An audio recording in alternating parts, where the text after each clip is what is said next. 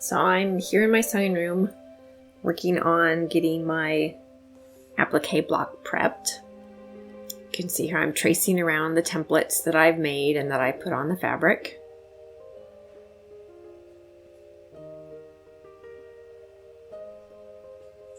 I'm using my little silver pen. And then once I get it traced around, I can remove the template.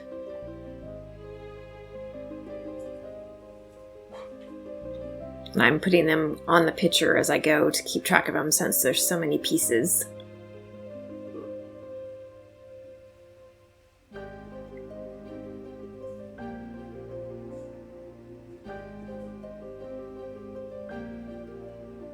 There's a couple that I felt I needed to reposition, but again, that's nice about this method is it's very easy to just peel it off and reposition, stick it where you want it, and then press it back down again.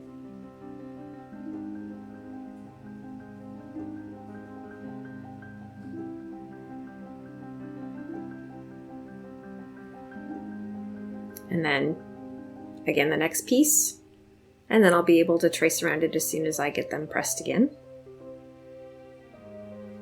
Okay, so I'm getting ready to work on reverse applique for the block that has the house.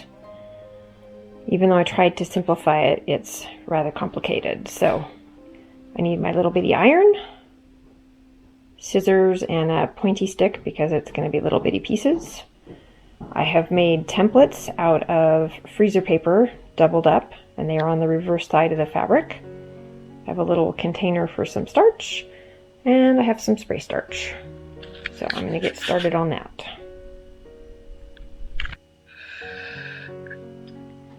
Okay, so here I have my pieces cut out. I've cut out the center part.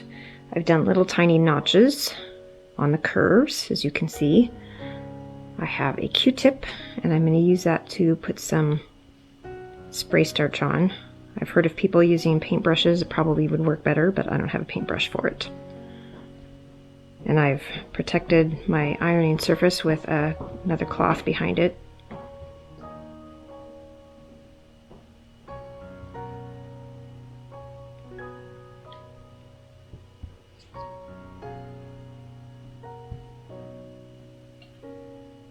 So you just get spray starch on this little part here that's needing to go back.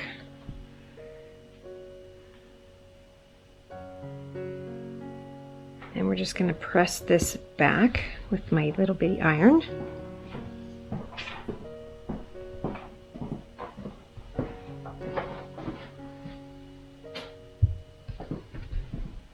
This is where this little stick is going to come in handy.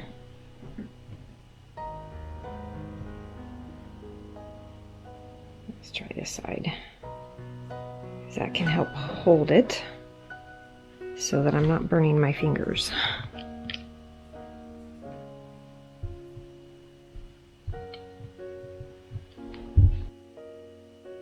I don't know if I remembered to mention this or not. Mostly I try to use Sarah Fielke's method of doing embroidery, or embroidery applique. This is not her method. She doesn't have you mess with a bunch of starch and fussing with this stuff. Hers is the draw around it, take it, peel off your template, stick it on your background and stitch.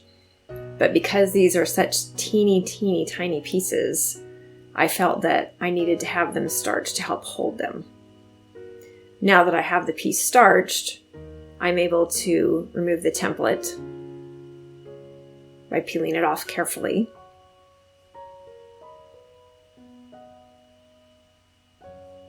And then it will hold its shape. And you can see the windows in the one there have been starched already, so they're holding their shape nicely.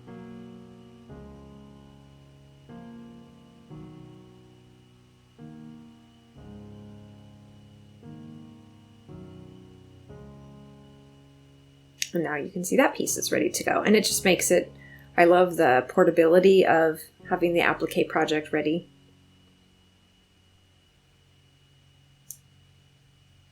And since it's so nice and portable, when we had a chance to go camping, we were able to take it with us. this trip, our trailer was actually getting some service done on it, so we had to take our tent.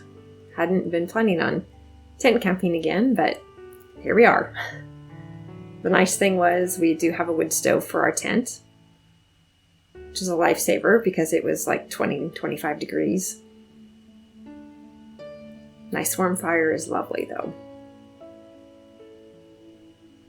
And then just little by little, piece by piece, you start building the house. It was kind of tricky with so many pieces, figuring out which needed to go first, what I could stitch over what.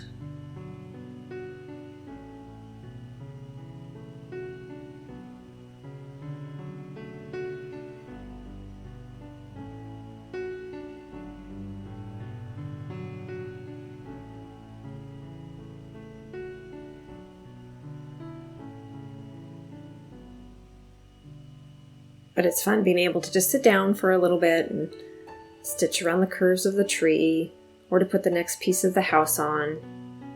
And it's fun watching it grow and making progress.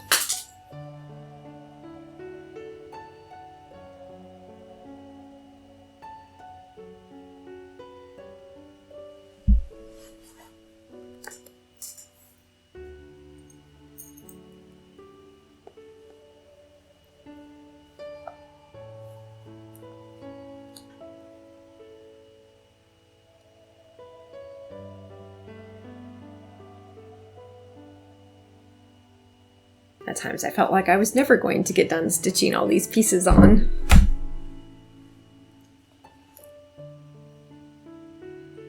And then just kind of a recap, the pieces that I've already gotten done or the blocks I've already gotten done.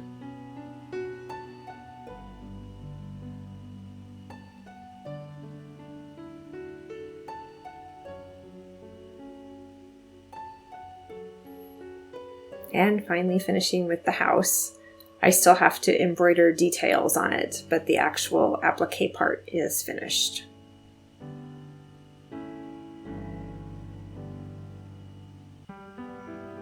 And these are the next ones that I'm going to have to work on. Drawings from my son-in-law and my middle and oldest daughter.